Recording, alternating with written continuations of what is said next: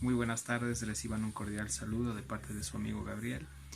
Espero que todos en casa se encuentren muy bien en este tiempo de cuarentena.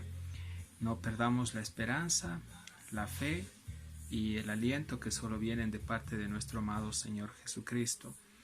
Quiero compartirles hoy en esta tarde una pequeña porción de la palabra y para ello quisiera que por favor me acompañen a la epístola de los Colosenses, capítulo 1, y vamos a dar lectura dos versículos, el versículo 18, el versículo 19. La palabra del Señor dice en Colosenses capítulo 1, verso 18, dice: y Él es la cabeza del cuerpo, que es la iglesia. Él que es el principio, el primogénito de entre los muertos, para que en todo tenga la preeminencia. Verso 19. Por cuanto agradó al Padre que en él habitase toda plenitud. Bueno, mis estimados amigos, amigas y hermanos, estamos continuando con este estudio de la epístola a este pueblo redimido por Dios que se encontraba en la ciudad de Colosas. Pablo, como habíamos visto con anterioridad, sembró la semilla a través del poder del Espíritu Santo en esta ciudad, y bueno, él sintió alegría y gozo al saber que los hermanos estaban siendo fortalecidos espiritualmente, estaban creciendo en la fe, estaban creciendo en el conocimiento de Dios y estaban creciendo en lo más importante, que es el amor de Dios. Hoy en esta tarde, cuando vamos directo al versículo 18, dice aquí: y Él es la cabeza del cuerpo, que es la iglesia. Él es el principio, el primogénito de entre los muertos, para que en todo tenga la preeminencia. Pablo aquí se está refiriendo, cuando dice al inicio, y Él es la cabeza del cuerpo, a nuestro amado Señor Jesucristo. Y creo que para poder entender este contexto es necesario que vayamos directamente al verso 7 para ver a quién se está refiriendo el apóstol Pablo cuando escribe esta carta. ¿De quién está él hablando? Colosenses capítulo 1, verso 7 dice: como lo habéis aprendido de Epafras, nuestro consiervo amado, que es un fiel ministro de Cristo para vosotros. Aquí está la respuesta. Epafras es un fiel ministro de Cristo para vosotros. Esto quiere decir que Epafras era un siervo, un colaborador, un pastor, un hombre que se estaba conduciendo de una manera fiel para Dios, para con Dios y también para con la iglesia y la obra que Dios le había encomendado. Entonces, más abajo, desde el verso 8 hasta el verso 18, Pablo se está refiriendo directamente a nuestro amado Señor Jesucristo. Cuando dice: y Él es la cabeza del cuerpo, que es la iglesia, el que es el principio, el primogénito de entre los muertos, para que en todo tenga la preeminencia. Pablo, cuando habla acerca de la cabeza del cuerpo, aquí, para que los hermanos en Colosas puedan entender que Jesús es cabeza, él usa una metáfora, ¿sí? Y esta metáfora es que Pablo puso el ejemplo del cuerpo humano.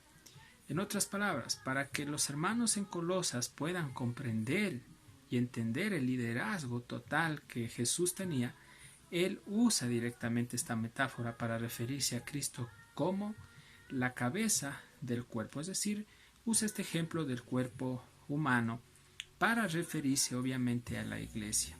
La iglesia somos todos y cada uno de nosotros quienes hemos sido regenerados por el poder del Espíritu Santo. Entonces, la iglesia no quiere decir que solo es un conjunto de personas que se reúnen con un mismo fin o solo tienen un mismo pensar. La iglesia del Señor es aquella que ha sido escogida por Dios desde antes de la fundación del mundo. Entonces, ¿cuál es el fin de la iglesia? La iglesia está aquí en la tierra para servir a Cristo.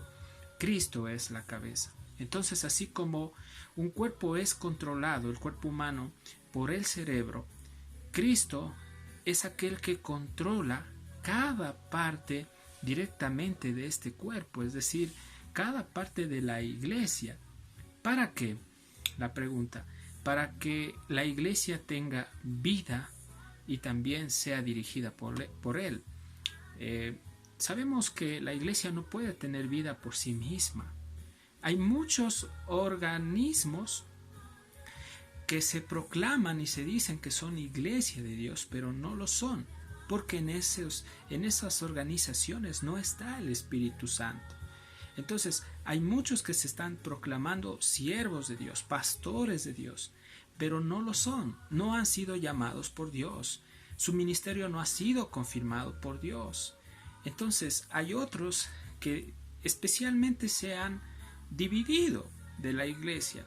Peor aún, no podríamos decir que ellos están siendo respaldados por Dios, porque ¿quién está detrás de la distorsión del cuerpo o de la desmembración del cuerpo? No es Dios. Juan 10:10 dice que Satanás vino para robar, matar y destruir, pero Dios ha venido para dar vida y vida en abundancia, a través obviamente de nuestro amado Señor Jesucristo. Entonces, Jesús, como el cerebro, como la cabeza, como el líder de este cuerpo, Él se encarga directamente de controlar a todos los miembros de este cuerpo. Pero ahora la pregunta vendría a ser, ¿quiénes son controlados por la cabeza? Obviamente son controlados por la cabeza quienes se encuentran unidos e injertados directamente en Cristo. Quienes no están injertados o unidos a Cristo, ellos no pueden ser controlados por Dios, sino son controlados obviamente por el príncipe de este mundo, que es Satanás. Nosotros somos dirigidos a través de la palabra de Dios, y la palabra de Dios es viva y eficaz, tal como lo describe Hebreos capítulo 4, verso 12. Entonces, la palabra de Dios es la brújula del cristiano para que pueda ser dirigido. ¿Hacia dónde? Hacia la meta, que es Cristo. Entonces, cuando nosotros venimos y vamos a la palabra y comprendemos lo que Dios nos habla aquí, somos dirigidos a hacer y a cumplir la voluntad de nuestro amado Señor Jesucristo. Quiero que me acompañen por un momento, sin perder la cita de Colosenses, a Efesios capítulo 4. Vamos a dar lectura. Efesios capítulo 4 está más atrás de Colosenses. Capítulo 15 dice las Escrituras lo siguiente. Dice, sino que siguiendo la verdad en amor, crezcamos en todo en aquel que es la cabeza, esto es Cristo. Pablo, cuando escribe esta carta a los hermanos también en Éfeso, les está también hablando acerca de la unidad del Espíritu Santo. E igual también como en Colosas, él usa y hace también la utilización de una metáfora del cuerpo humano para referirse a la iglesia. Entonces aquí está diciendo,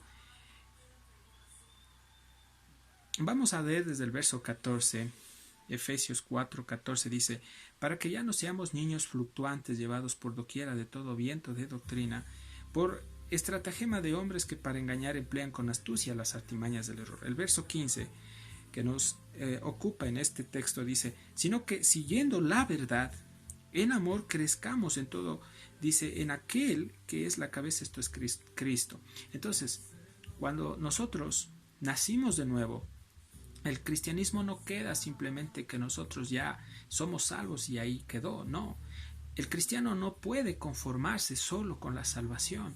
El cristiano verdadero está llamado a crecer, está llamado a madurar, está llamado a dar fruto. Entonces, solo Dios, a través de la palabra y por el Espíritu Santo, puede darnos el crecimiento verdadero. Más adelante, en Efesios capítulo 5, verso 23, la palabra del Señor nos dice lo siguiente. Dice, porque el marido es cabeza de la mujer, así como Cristo es cabeza de la iglesia, la cual es su cuerpo y Él es su Salvador. Ahora notemos aquí que Pablo está refiriéndose directamente al liderazgo, usando también la analogía del matrimonio para referirse a que Jesús es el líder por sobre encima de su novia, en este caso de la iglesia. La iglesia. Jesús es también no solo nuestro dueño, nuestro amo, sino también nuestro Salvador. Ahora, regresemos por favor a Colosenses capítulo 1, verso 18. Dice, y Él es la cabeza del cuerpo, que es la iglesia. La iglesia. Ahora, la iglesia, esta palabra iglesia viene del griego eclesia, que quiere decir llamados hacia afuera. Entonces, nosotros hemos sido llamados por Dios. ¿Hacia dónde? Hemos sido llamados para cumplir y hacer la voluntad de Dios. Hay un concepto errado de lo que es la iglesia. Muchos creen que la iglesia son 4 paredes o es el lugar donde nosotros nos reunimos.